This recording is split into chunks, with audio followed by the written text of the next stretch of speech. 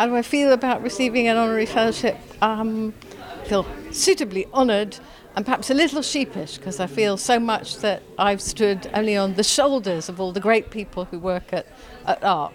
So in the usual sense, I'm saying just that this isn't about me, but it's about everybody who's contributed to building a network of great schools.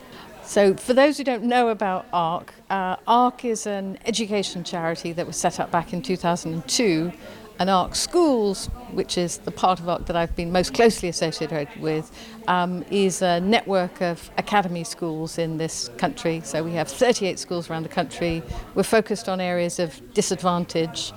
And we're there essentially to make sure that every child can have access to great education.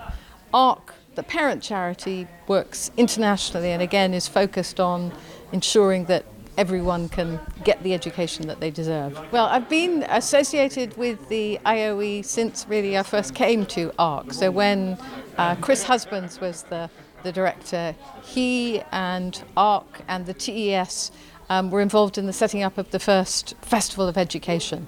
So I feel kind of a practical and very grounded involvement with the IOE because I still remember the day of the first festival where the then director of the institute and I were as busy assembling tables, moving them out of the way in order to make space for the first speakers. You got your hands dirty that day, did you? I got my hands dirty at the institute and have stayed involved ever since. So I think that both Chris Husbands and now Becky Francis have done fantastic things in making the institute a centre for interesting thought about education. For me, the most important thing about the institute is the continuing role it plays, not only in being the centre for great teacher training, but being the centre of interesting debate about education.